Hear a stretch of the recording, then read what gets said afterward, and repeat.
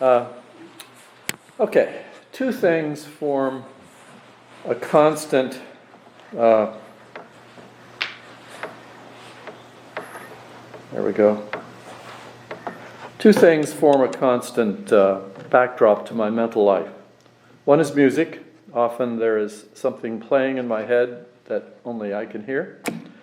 The second is cartoons, not cartoons like Bugs Bunny or The Simpsons, rather the ones that appear in print media, single frame. So much reminds me of a cartoon I've seen over the years. In fact, before we can throw away our copies of the New Yorker every time, I go through them and cut out the best cartoons, stick them in a file wallet. At this point, my file contains multitudes. And today we're going to review a few of those that seem relevant, if only indirectly, to what we come to church to ponder. Warning, my selection is filtered through my own rather dark sense of humor. In other words, they are not necessarily heartwarming. Another warning, there is no particular punchline to this talk. It's just a trip through the minds of a number of quirky women and men who are keen observers of the human scene and who have senses of humor and who have taken up the art of cartooning. So here's how we'll proceed.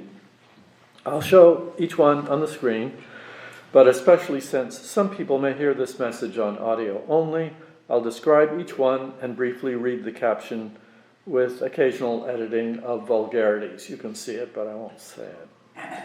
I've grouped them by themes.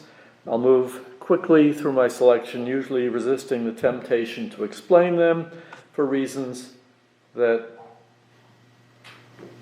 the one cartoon was supposed to allude to, but it somehow escaped, and I'm afraid there are others that have escaped too. That's always a worry. But we'll move on to the next. There are a few settings, this is sort of a preview. There are a few settings that are used by cartoonists over and over. For example, pearly gates, desert island, analyst's couch.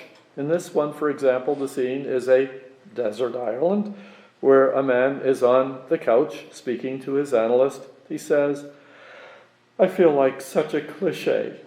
And to my eye, that's the ultimate meta-cartoon, a cartoon about cartoons. The first in our series, though, no, that's the one I was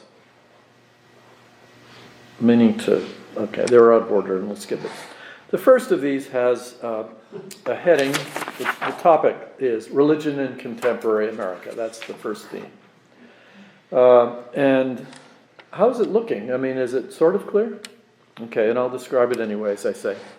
The first of these has a heading which reads, "Another way to keep an empty seat beside you on the train." The setting is a commuter train where a man is sitting wearing a t-shirt that reads, "Ask me about my religion." Sure enough, the seats next to him are empty, a reminder of how allergic so many of us are to any kind of proselytizing. The next is a pastor speaking behind a pulpit. He's saying, "Of course, if national security is involved, disregard everything I've said." Phew. In the scene for the next, two women are lounging in a chic setting. The older is dressed in bell-bottoms, smoking a cigarette. This is a cartoon from years ago. She's apparently explaining her marital history to the younger woman. She says, "He was the Reverend. I was the very Reverend. It just didn't work out." So that's my brief Religion in America selection. The next is the purpose of life. How's that? The first shows a group of cheerleaders going at it in front of a bleachers full of parents, and the cheerleaders cheer, "Hang your fading hopes and dreams on your children's high school teams." Like I said, a bit dark sometimes, and the text is darker still. A man is standing in front of in front of a window that sort of overlooks a huge industrial complex. With his hand on his son's shoulder, sort of another cliched scenario, he says, "Someday, son, all this will be dust, swept from the earth by disaster, or by war, or simply the cruel passage of time itself, forgotten by history as another puny and futile effort of man. But yes, before that happens, it will be yours." The next just shows two men at a cocktail event. One is saying to the other, "What should I do for prosperity? What has prosperity ever done for me?" The next again shows two men, but they're scientists in a laboratory. One says, "Sometimes I wonder if there's more to life than unlocking the mysteries of the universe." And the next, a forlorn man approaches the desk at a bookstore or library. He questions the woman behind the desk with the question, "Do you have any Y2 books?" Phew. Wow. The last in our Purpose of Life series again has two men, in this case standing before a large sign printed with the words, "Stop and think." One man says to the other, "It sort of makes you stop and think, doesn't it?" If I pause any time in this rush through all of these cartoons, it's because it's one that I think is profound enough that it's worth stopping and thinking about. The next series is Competitiveness and Wealth in Western Capitalist Culture. How's that? Wealth and capitalism, I guess. Let's start with one that makes sense against the backdrop of the biblical notion that the meek shall inherit the earth. A couple are watching TV, and the announcer on the screen is saying, "This will surely be disappointing to many meek people. The legacy has been successfully contested, and now it is the arrogant who are to inherit the earth." And the next, there are two guys wearing crowns, walking side by side. One is saying, "Once you get past the divine right of kings, I'm not much into theology."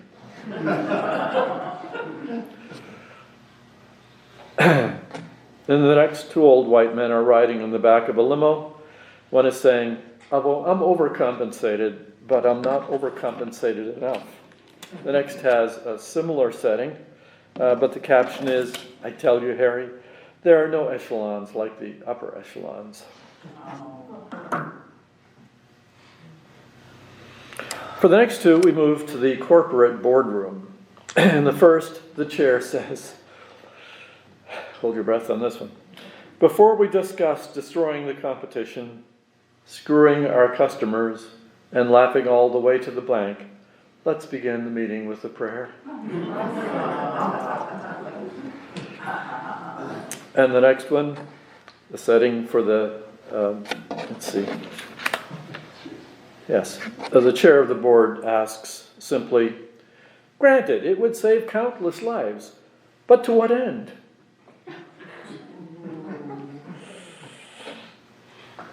The setting for the next is the shareholders meeting, and the corporate spokesman is saying to the attendees, We're saying students. Okay, well, somehow one got lost again, but in it, the corporate spokesman is saying to a bunch of people, to the attendees, "I want each of you on the way home tonight to stop, look up, ponder the heavens, and consider how insignificant our second quarter loss really is."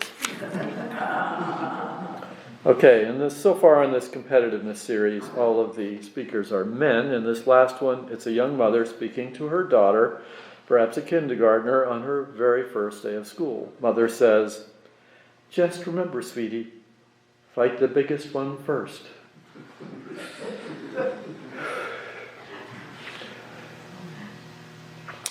Which brings us to the next theme, which is the human lifespan. First stage, of course, youth. And in this cartoon, a child who looks to be about 4 is saying to his parents, "You're just lucky you don't have your whole life looming in front of you."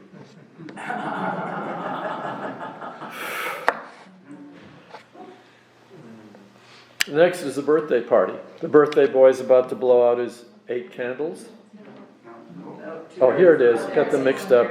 The boy's about to blow out his 8 candles, and one of the other kids says, "Don't overthink it. Any wish that's not about reversing climate change is pretty pointless anyway." And then we go to this one. The couple of girls are walking away from a party, and the one says to the other, "There were balloons and games and cake, yet somehow I was infected by a sad sense of time passing." Okay, now I got to get back on my sequence here. Oh yes, this one's both one of the funniest and one of the darkest in my series here.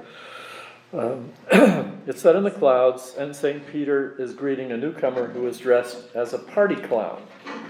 St. Peter is saying to him, "Well, that was a birthday party the kids won't soon forget." Okay. Ready to move on. The next one, we have another very perceptive child speaking. He's at the table with his parents, all of whom are ready to eat dinner. The boy says, "I'm old enough to recognize a lecture disguised as a grace." I wonder if anyone else has memories that brings back. Now we move on to the stage of life that involves romance and marriage, starting with the one in which there are a cartoon in which there are a couple of girls, age 13. I guess I cropped it a little bit, but they're both lying on their stomachs, looking at their cell phones. One says to the other, "When I make eye contact for the first time, I want it to be with the right person." My great commentary on people looking at their cell phones all the time, I guess. And the next, a young man are standing at her apartment door. She says to him, "I don't want to be alone when I'm old either. So, when we're old, let's get back in touch." So the next few involve weddings. In the first, the officiating clergy is a woman holding up her fingers in scare quotes as she says to the bride, "And do you, Stephanie, promise to love, honor, and obey?" In the next, the pastor is saying to the bride and groom, "Please listen to the available options."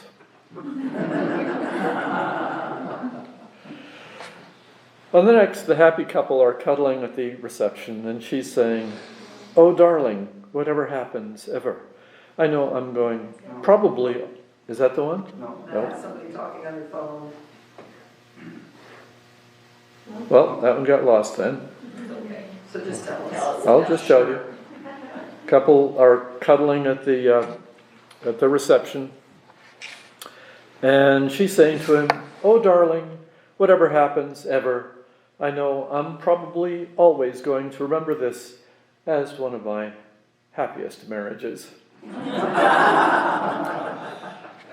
In the next, the one that is up here, a couple of guests are leaving the wedding site, and one is speaking into her cell phone saying, "It was a lovely ceremony until the bride and groom exchanged epithets." Okay, carrying out this same theme. We're moving on to the next lifespan now. In this one, it's a cocktail party, and two couples, perhaps in their 60s, are chatting.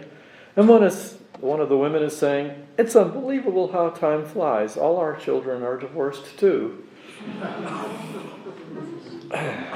Moving away from weddings now. Next, one addresses the weariness of hard work, middle age, whatever, saving for retirement.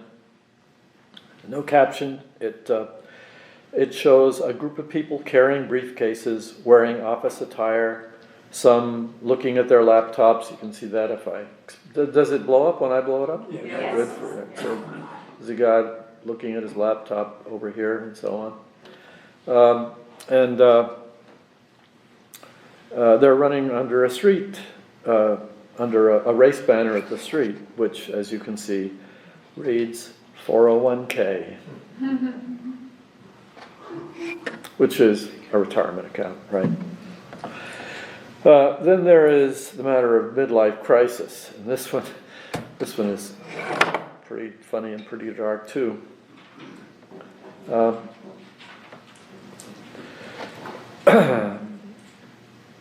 In this one, a couple of guys are about to jump off a cliff to hang glide. They have their equipment on for hang gliding.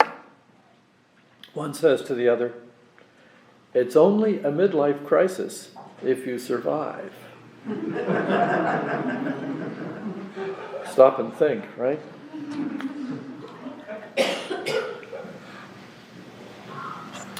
Here we address the matter of nostalgia as one grows older. A couple of guys are at a party, and the older one must be in a reflective mode, as he's saying, "Of course, that was long ago, but at the time it seemed like the present." That one's profound, actually, isn't it? I mean, that's... I would look at students in college when I was teaching, and I would think, if you all could see the way you're dressed now, 20 years now, you'll be so embarrassed to think that you actually wore clothes like you're wearing now. At least that's the way I certainly was 20 years after I was in college. And then there's the awareness of one's own mortality. This one's actually a classic. I think it's been reprinted many times. It's just a picture of a man looking at the obituary page of the newspaper, no caption. The headlines he sees are, 2 years younger than you, 12 years older than you, exactly your age, and a bunch of other captions like that. I bet that each of you has done something like that before a newspaper, at least each of you is about 30 or maybe 40 or 20, I don't know. The older you get, the more you tend to do that, I think. Make sure your obituary is not one of them. Yeah, right. Check for your own name, right? Okay, and there are a number of cartoons involving medical issues that occur, especially with aging. In one, the doctor is speaking to his male patient saying, "It appears that you'll definitely outlive your usefulness." And in another, the patient lies on the table prepped for surgery, and he's saying to his doctor, "You know, doctor, right now I'd really prefer if your sense of humor were a tad less self-deprecating."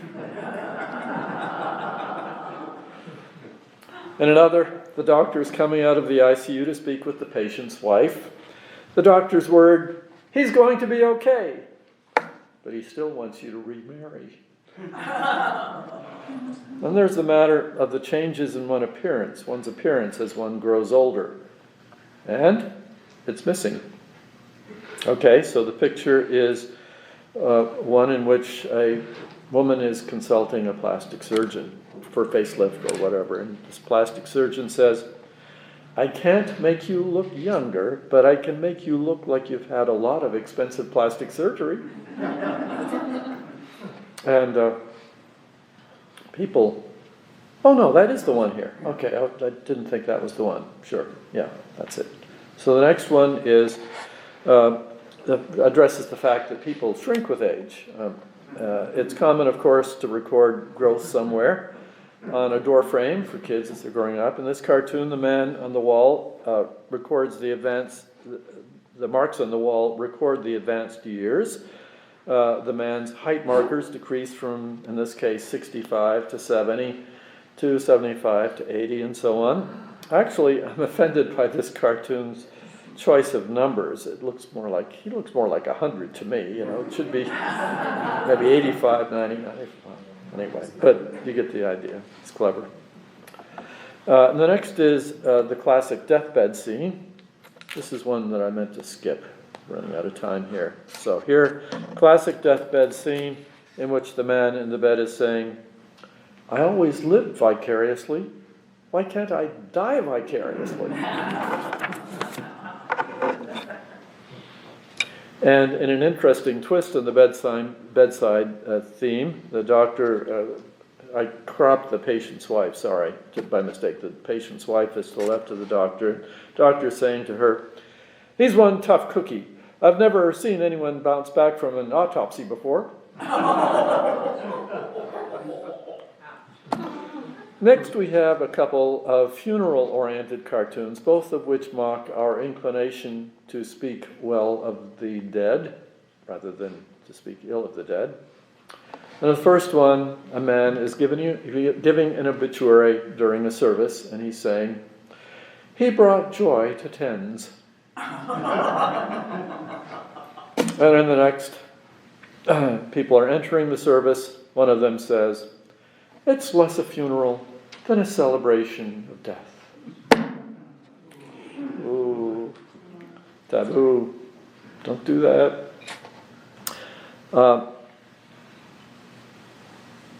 Which takes us to our next grouping, which is Pearly Gates cartoons, where there are a lot of these, where the common thread is the encounter with the figure at the podium, and we'll call him St. Peter. He's not called St. Peter here, but that's traditional, so I'll call him St. Peter.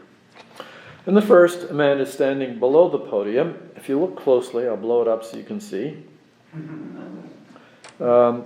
He's wearing garish pants. He's saying to St. Madras pants. Right, yeah. But anyway, he says, "I only knew about the moral code." I actually want to comment on that one. We think of moral codes and dress codes as very different things, but it's not always the case, is it? Not if you're a traditional Muslim woman, or if you're an ultra-Orthodox Jewish man or woman, or when it comes to Mormon underwear, right? Religion has such a strange way of seeping into all aspects of life, apparel being one of them, but just one of many. Often, as with apparel, it's probably enforcing in-group conformity, stressing the in-group versus out-group distinction. We are who we are. We know who we are because of the way we dress. Apparel also shows up in another Pearly Gates cartoon. I'll blow it up so you can see what's happening here. In this one, the man who's next in line to speak with St. Peter is wearing a shirt on which are written the words, "Bleep happens," except it's spelled out in the cartoon, as you can see, and he's saying to a nearby angel, "I'd like to go back and change my shirt." Which, of course, also relates to this issue of going back, of undoing past misdeeds, and is he going to be allowed to do such a thing at such a point? One doubts it.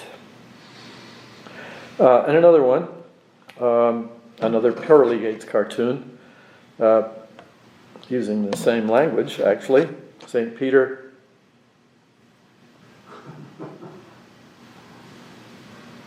I got them? Oh, there, it's missing. No, this is it, sorry. We just did that one. Yeah, go back. That's the T-shirt. That's the T-shirt. Okay, well, That's it. yeah, no, it's not it. The one that I'm looking for is missing, so I'll describe it. It's so, he's checking his computer, St. Peter is, and his feedback to the man in front of him is, here you are, over on the bleep list. The wording in this one, which is very similar, St. Peter's looking at his computer, and his feedback is a little more nuanced than the last one. He says, "You may say meek, but your records say passive-aggressive." Little nuanced there. And yet another St. Peter's messy workspace has lots of placards pasted around it, such as, "Guns don't kill people, people kill people," and "Bomb the rainforest." And St. Peter, who has a butt hanging from his mouth, as you can see, right? And a NIMBY button on his robe, not in my backyard, button on his robe. He's saying, Surely you don't believe what you read in the liberal-controlled press. And the next, let's see. There's one missing here, which isn't, I don't need it anyway. That's the bleep list one. I don't know how they got out of order. Okay, the next one, the St. Peter is saying simply to his new arrival, "Theologian, you guys are always fun." Okay, the next cartoon grouping that I have I'll call Heaven and Hell. Mainly heaven, but we'll see. In one, two winged men are sitting side by side. One looks very old, and he's saying, "Somehow it never occurred to me that if I lived to be 96, I'd be 96 for all eternity."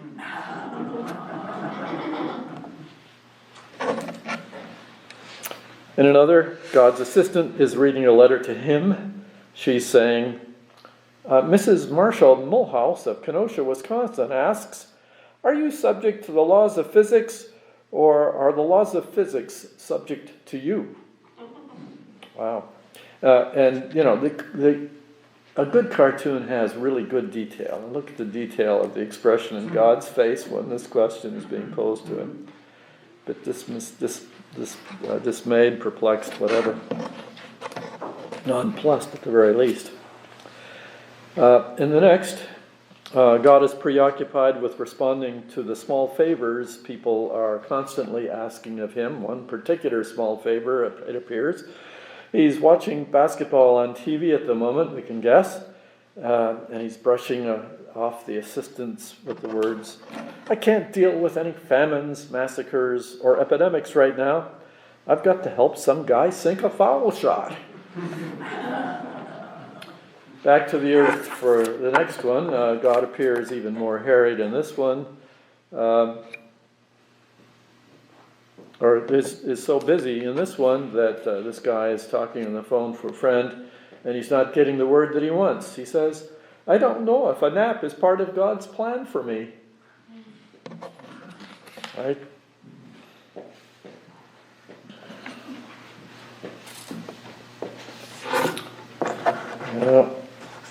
I need to make sure I have. Yeah. Okay, next is back in heaven, I believe. Right. God appears even more harried. He's no, this is the next one. He's at his desk, and a framed sign near his shoulder contains the words, "Thou shalt not kill." Here too, his assistant is giving a message. In this case, it says, "We have another religious fanatic claiming you as an accomplice in a political assassination." That's from the mid-90s in the Miami Herald.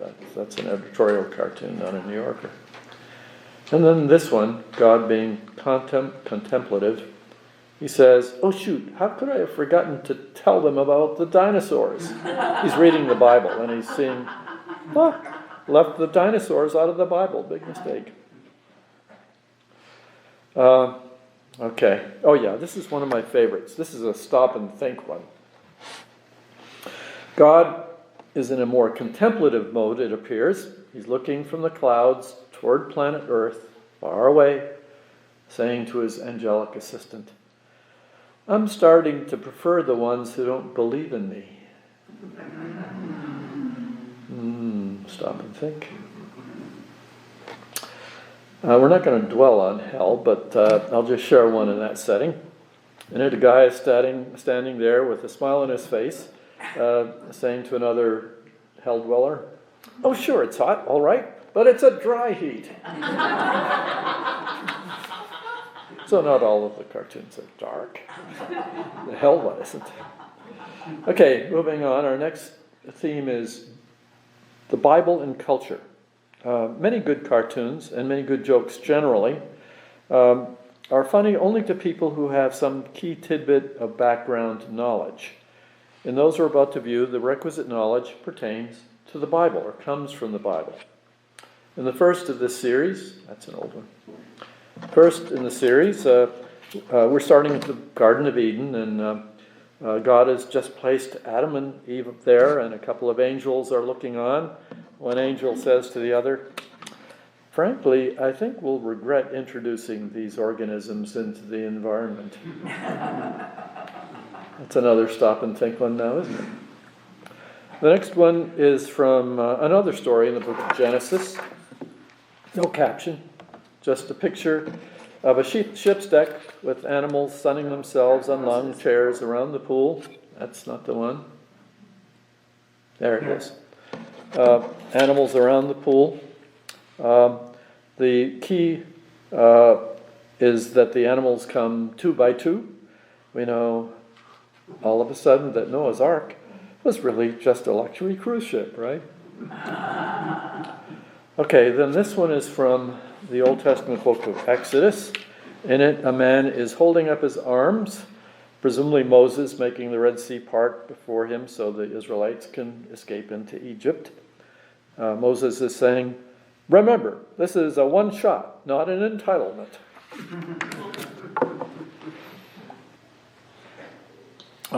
This one has no caption. This next two have to do with the Ten Commandments. This one has no caption. It just shows a Moses figure riding a ski lift, holding some tablets, presumably the ones he's gotten from God on Mount Sinai. Who knew that Mount Sinai had a ski lift, right? The next is very modern in its setting. It shows a man trying to rob another man on the street. The victim has responded by holding up 2 tablets, presumably again the Ten Commandments. The robber must be impressed because the caption has him saying, "Oh yeah, sorry, never mind." Moving on to the Psalms, we have another cartoon with no caption. Just some mountains in the background, and a valley between them. And there are 2 signs. One is the announcement sign that says, "Welcome to the valley of the shadow of death." And the other is the sign on a concession stand, which says, "Rods, staffs, caps, t-shirts, mugs." So anybody care to recite with me the relevant verse from Psalm 23? "Yea, though I walk through the valley of the shadow of death," there it is, "I will fear no evil, for thou art with me. Thy rod and thy staff comfort me." But there's no mention of caps, t-shirts, or mugs in the Bible part. My last Old Testament cartoon has a much more obscure biblical allusion, so I'll explain it in a minute. I'll explain that in a minute. It's in a really good joke or cartoon often has the quality of being a puzzle or a riddle, and this is one. Anyway, here's what the cartoon is. 3 men sitting at a restaurant, modern setting, a Chinese restaurant apparently, and there's no caption. It's just, no, there is the caption. What he's reading, he's saying, he's reading what's on the fortune cookie, the tab in the fortune cookie, and what he's reading from that is, "Mene, mene, tekel, upharsin." And he says, what kind of cookie is this? As any of us might. So what's the backstory?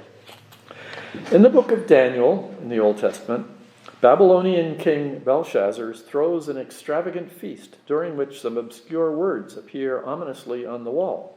Specifically, these words, "Mene, mene, tekel, upharsin." Daniel deciphers them and shares the grim prophecy they conveyed to Belshazzar. So, yes, this is one strange fortune cookie that would read "Mene, mene, tekel, upharsin," and one hilarious, if obscure, cartoon. So turning to the New Testament, we have some that are a little less obscure. This is obviously a New Testament kind of scenario. One guy is saying to another, "Right now I'm his apostle, but my dream is to someday be my own Messiah." The next is, this is by the really famous cartoonist Roz Chast. It's a takeoff on Da Vinci's Last Summer painting, and that makes it definitely not obscure because people may not know the Bible, but they probably have seen the painting, right? It's entitled "The Last Brunch." And the guys are shouting out comments like, "Wait a minute, who ordered the caviar omelet?" To which another responds, "It wasn't I." Another says, 50 per person? That doesn't sound right. To which another adds, "I only had an English muffin." To which another adds, "and 5 mimosas." The Jesus figure, as you can see, is stuck there in the middle, weary, sighing, perhaps thinking, this is the last time I'm taking these guys out to brunch. Right? The next is set in a Catholic parochial school. Right? Modern era. A nun, ruler in hand, is standing over a young boy, making him write on the blackboard the words, "I am personally responsible for the agony of Christ. I am personally responsible for the agony of Christ." And on and on and on. That's too true, Paul. Oh, yeah, I know. Elizabeth. Oh, yeah, I know. I think I've talked about this cartoon in a prior message because it's... Anyway. Okay, finally we have one that pokes fun at the fundamentalist notion that the Bible is without error or flaw. The cartoon is set in biblical times and it shows 2 men, one of whom is writing on a long scroll. He's a scribe, I guess.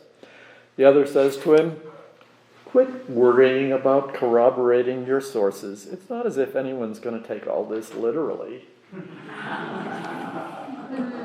Okay. I'm a psychologist, so I'm just going to have to throw in a motley assortment of psychology-related cartoons, aren't I? Here are the parents confronting their son who's dressed up in some kind of cult garb, perhaps Hare Krishna or whatever. The mom is saying, "Your father and I just want you to know that we're behind you 100%. Should you decide to go back being a dope addict." Next you have to do with optimism and pessimism. And is, well, I'm going to read from these because I think I'm in the different order. Man is in the bar saying to the tender, "Half empty, please." He's holding his glass out saying, "Half empty, please." That one I was going to skip, running out of time. Here, the man is on his analyst's couch, and the therapist is saying to him, "These feelings of inadequacy are common among the inadequate." There's one that's a couple more on a similar theme. This one, guys are at a bar. One says, "You can collect for disability. I don't know about inability." And there's another in this vein that's truly one of my favorites, but I couldn't find it. I think I'd used it before in another context and hadn't put it down in my main file. So what it shows is a man, maybe in his 40s or 50s, dressed in a suit, having his evening cocktail as if he's come back from his job and looking somewhat down. His wife is at his side. She's trying to encourage him because she says, "You're never going to get over your own depression as long as you keep comparing yourself with successful people."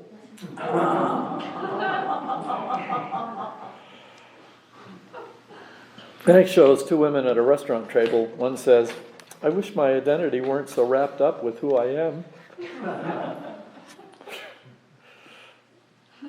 Setting in the next is similar, but the women are apparently talking about a third woman, as one of them says, "I hate how she seems to think she's so much more depressed than everyone else." That strikes me as a very modern kind of snark. The next one shows a woman coming home from some kind of self-improvement, perhaps a yoga class, since she has a mat. She explains to her husband, "It turns out I've been inhaling when I should be exhaling, and exhaling when I should be inhaling." So much for the psychology group.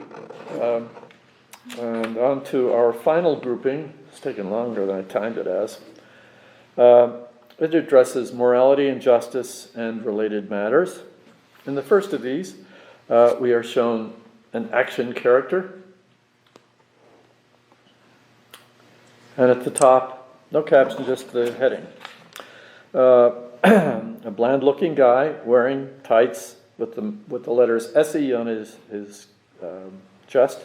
The heading reads, "Introducing Super Ego Man, able to leap tall buildings because he should, because it's the right thing to do, and because he would feel guilty if he didn't."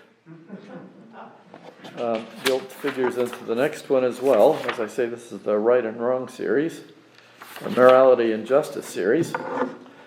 It's a